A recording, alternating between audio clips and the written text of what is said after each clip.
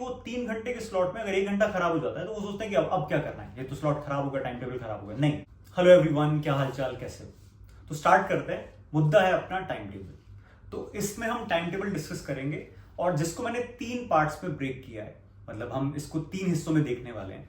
तो सबसे पहला मैं तुम्हें बता दूंगा कि टाइम टेबल का स्ट्रक्चर क्या होगा, मतलब कैसा तुम्हारा टाइम टेबल दिखेगा।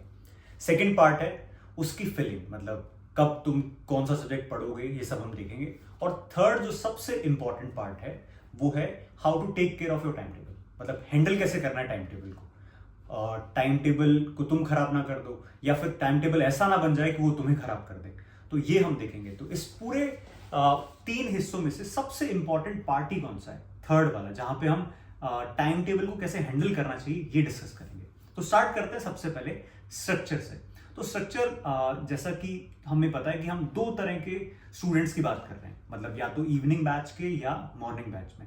अब इसमें 11th वाले भी हैं, 12th वाले भी हो सकते हैं और ड्रॉपर बैच, तीनों के लिए एक साथ हम बात कर रहे हैं। कोई फर्क नहीं है, बस हम ध्यान रख रहे हैं कि हमारा शिफ्ट मॉर्निंग का है या इवनिंग है, मतलब स्कूल जाते हैं सुबह या शाम में क्लासेस करते हैं, वो देख लेते हैं। तो सबसे पहले तुम देख रहे होगे मेरी इस तरफ दिख रहा है तुम्हें मॉर्निंग बैच की अगर हम बात करें या फिर सुबह अगर स्कूल जाते हैं तो कैसे टाइम निकालें। तो यहाँ पे 8 से 2 मैंने एक रफ टेंटेटिव माना है कि 8 से 2 तुम्हारी क्लासेस खत्म हो जाती है। उसके बाद अगर ध्यान से देखो तो हमारे पास में 8 घंटे का टाइम निकल रहा है सेल्फ स्टडी के लिए। तो 3 से 6 और 7 से 9 और रात को 10 से 1 ये हमारा पढ़ने का टाइम है। तो टोटल 8 घंटे हैं। और इसी तरह से अगर तुम इवनिंग बैच देखो यहाँ पे, तो इवनिंग बैच में भी वही सबसे पहले तो दोपहर 2 से 8 बजे तक हमारी क्लासेस खत्म हो जाएंगी। उसके बाद में 9 से 12 एक स्लॉट है 3 घंटे का। फिर अगले दिन सुबह 7 से 9 और फिर 10 से 1। तो टोटल फिर से 8 घंटे इवनिंग बैच के लिए भी, ठीक है। और दोनों में मैंने मान के चला है कि बच्चा 6 घंटे सोएगा।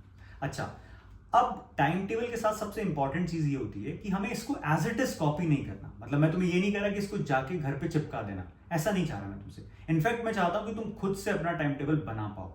तो अब ये ध्यान रखना है कि मेरी तुमसे एक्सपेक्टेशन ये है कि तुम 8 घंटे ट्राई करो।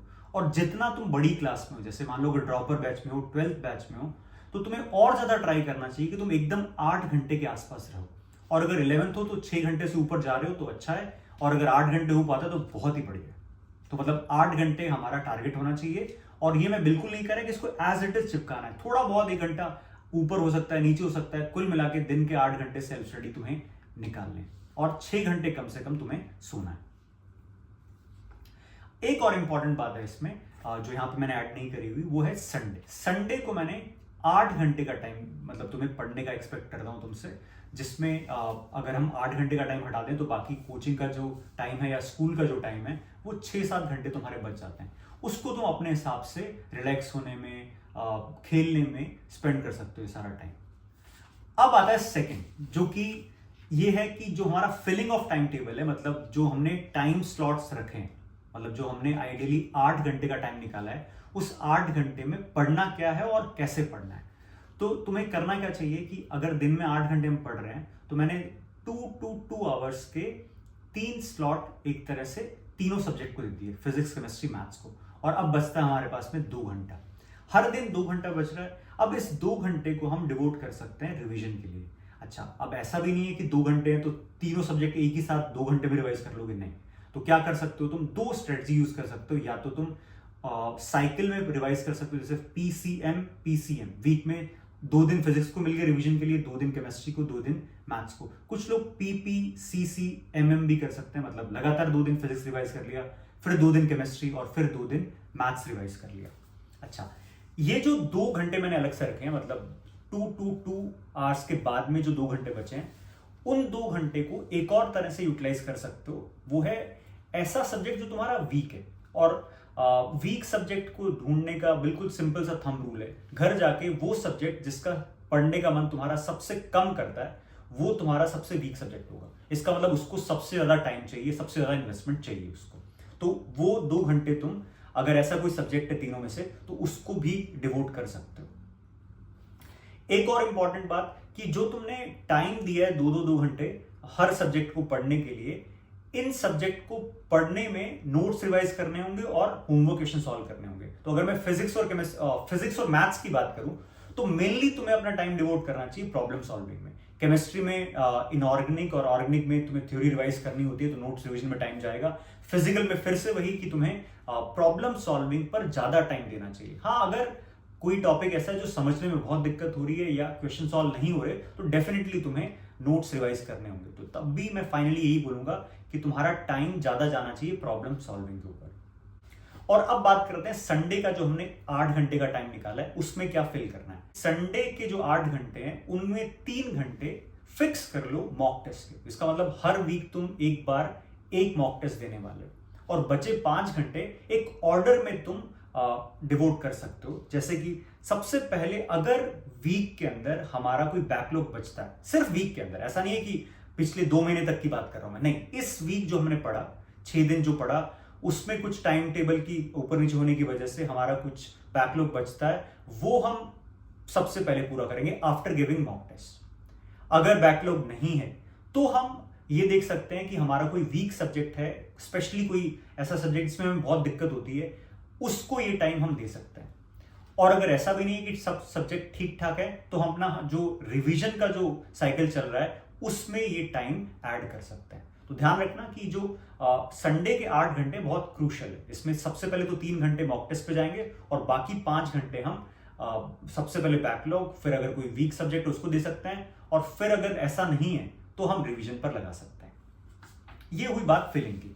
अब आते हैं सबसे इंपॉर्टेंट पॉइंट पर। सबसे जो क्रूशियल चीज है वो है अपना टाइम टेबल कैसे संभाल के रखना है। और संभालने से मेरा मतलब यह है कि ऐसा भी ना हो कि हम एग्जॉस्ट हो जाएं, टाइम टेबल में इतना गुम हो जाएं कि हम ठीक से सो नहीं पा रहे हैं, या फिर ऐसा भी ना हो जाए कि हम टाइम टेबल फॉलो नहीं कर पा रहे हैं तो डीमोटिवेट हो जाए और छोड़ दे सब कुछ पढ़ाई लिखाई। तो इसके लिए ये पार्ट सबसे इंपॉर्टेंट। तो सबसे पहली चीज तो ये है कि तुम्हें अपने टाइम टेबल के साथ थोड़ा बहुत फ्लेक्सिबल रहना है। कहने का मतलब टाइम टेबल में थोड़ा बहुत ऊपर नीचे होगा। तो जैसे मान लो तुम्हारे टाइम टेबल में स्लॉट था 7 से लेकर 10 बजे तक पढ़ने का और किसी वजह से तुमने 7 का 7:30 कर दिया, तो तुम चाहो तो उसको शिफ्ट कर सकते हो, 7:30 से 10:30 बजे तक पढ़ सकते हो। 3 घंटे का तुम्हारा टाइम मिल जाएगा। किसी दिन ऐसा भी होगा कि तुमने 7 से 10 का टाइम रखा था पढ़ने का और 7 से 8 तक तुमने कुछ नहीं किया और पढ़ाई नहीं हो पाई, तो 8 से 10 पढ़ लो। और इतना रिग्रेट करने की जरूरत नहीं है कि तुमने 1 घंटे पढ़ाई नहीं करी, अब क्या फायदा है। और कुछ बच्चे तो इतना रिग्रेट कर लेते हैं कि वो 3 घंटे के स्लॉट में अगर 1 घंटा खराब हो जाता है तो वो सोचते हैं कि अब क्या करना है, ये तो स्लॉट खराब होगा, टाइम टेबल खराब होगा। नहीं, जितना भी टाइम बचा हुआ है उस टाइम को अच्छे से यूटिलाइज करना चाहिए हमें। हाँ, अब ये बात है कि अगर जैसे मान लो तुम्हारे 7 से 10 का टाइम था और उसके बाद लेजर टाइम था तुम्हारा, मतलब डिनर का टाइम था, स्नैक्स का था, अगर ऐसा कोई टाइम बचा हुआ है तो तुम कोशिश करके उसको थोड़ा रिड्यूस कर सकते हो, क्योंकि तुमने वो टाइम पहले खराब कर दिया है। तो ट्राई कर सकते हो कि उसको रिड्यूस करके तुम अपने दिन के 8 घंटे फिक्स निकाल सकते हो। लेकिन अगर ऐसा नहीं भी हो पाता है तो भी हमें बहुत ज्यादा चिढ़ने की जरूरत नहीं है, क्योंकि हमारा ये टाइम टेबल ऐसा मान लो कि वीकली टाइम टेबल है। मतलब हमें ये जो 8-8 घंटे निकालने हैं ये एवरेज आउट, बैलेंस आउट हो जाना चाहिए। तो इसके लिए सबसे अच्छी चीज ये है कि मान लो हर दिन हमारा 1-1, 1.5 घंटा कम हो रहा है तो हम इसको संडे वाले दिन पढ़ के अच्छे से कवर अप कर सकते हैं। एक बड़ी इंपॉर्टेंट चीज है, ये जो एग्जैक्ट हम घड़ी देख के पढ़ना स्टार्ट करते हैं ना कई बार, ये सबसे बड़ा रोग है। मतलब हर बच्चे को ये होता है कि ऐसा लगता है कि 8 बजे पढ़ना चालू करना है, तो वैसे घड़ी में 8 बजने का वेट करता है और एकदम 8 बजे पढ़ना स्टार्ट करने की सोचता है। और ध्यान रखना भाई, कभी 8 नहीं बजते एग्जैक्ट, या तो वो 8 बजने में 2 मिनट पहले होंगे, या फिर देखोगे तो टाइम तो 8:05 हो जाएगा। तो कभी तुम्हें एग्जैक्ट 8 बजे नहीं दिखेंगे। तो उसकी जगह क्या करना है कि जब 8 बजे पढ़ने का टाइम है तुम्हारा, तो 8:05 हो जाए, 7 मिनट हो जाए, 2 मिनट पहले बैठ गए हो तो वहीं से स्टार्ट कर दो। एग्जैक्ट टाइम का वेट मत करो। टाइम टेबल को इफेक्टिव बनाने के लिए हम ये कर सकते हैं कि हमें ये ध्यान रखना है कि हमारा वीकली टारगेट ये है। मतलब हमें हर दिन 8-8 घंटे पढ़ना है और वीक का हमारा एक टारगेट रखना चाहिए कि ये टॉपिक हमें कवर करना है। और इसको भी अगर और छोटा कर दूं मैं, तो तुम ये भी कर सकते हो कि तुम अपना स्लॉट का टारगेट भी रखो। जैसे मान लो तुम केमिस्ट्री पढ़ रहे हो और 2 घंटे का टाइम है तुम्हारे पास में, तो तुमने अपने मॉड्यूल में से, अपनी शीट में से तुमने 30 क्वेश्चन पिक किए कि ये 30 क्वेश्चन या 40 क्वेश्चन हमें इस 2 घंटे में कवर करना है। जब वो 2 घंटे में तुम 40 क्वेश्चन सॉल्व कर रहे हो, तब तुम्हारे दिमाग में और कुछ नहीं आना चाहिए। तुम्हारा बस इतना सा टारगेट है कि दुनिया में अगर इस 2 घंटे में मैंने ये 40 क्वेश्चन कर दिए तो बात खत्म, मुझे और कोई मतलब ही नहीं है। उस वक्त तुम्हारे दिमाग में कौन सा आईआईटी जाना है, क्या करना है, कितने मार्क्स आए पिछले टेस्ट में, इन सब चीजों के बारे में नहीं सोचना है। तो इससे तुम्हारा फोकस बढ़ेगा और क्लैरिटी रहेगी दिमाग में कि क्या करना है। एक और चीज का ध्यान रखना है कि हमें फिजिबिलिटी ऑफ टाइम टेबल भी देखना है। फिजिबिलिटी से मेरा मतलब ये है कि अपने आप को देखो कि तुमने लास्ट 30 डेज में सबसे प्रोडक्टिव डे कौन सा था तुम्हारा।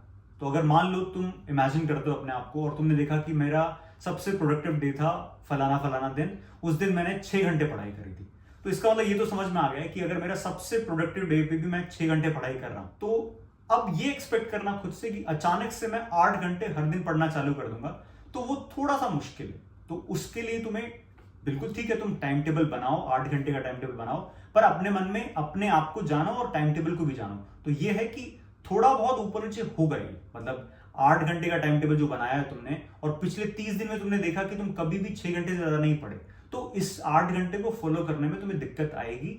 तो अगर ये कभी 6 की जगह 6.5 घंटे हो जाए, 7 घंटे हो जाए, तो भी तुम्हें खुश रहना चाहिए कि पिछली बार से ये इंप्रूव हो रहा है। और एक बात हमेशा ध्यान रखना कि कोई भी बच्चा टाइम टेबल को एज इट इज फॉलो नहीं कर पाता, कहीं ना कहीं ऊपर नीचे जरूर रहता है। तो हमें इस चीज को ध्यान रखना है कि ये कोशिश बिल्कुल ना करें कि जो टाइम टेबल में लिख दिया वो एकदम परम सत्य है, उसको एज इट इज फॉलो करना है। नहीं, जरूरी नहीं है, ऊपर नीचे चलता है। हमें अपने टाइम टेबल के साथ फ्लेक्सिबल रहने की कोशिश करनी चाहिए। मुझे पता है ये सब डिस्कस करने के बाद भी तुम्हारे मन में बहुत सारे छोटे छोटे डाउट्स रह गए होंगे, तो मुझे कमेंट्स कर सकते हो तुम। मैं अच्छे से ट्राई करूंगा कि मैं हर किसी का रिप्लाई कर पाऊँ, उसके अकॉर्डिंग उसको कुछ बता पाऊँ। Thank you.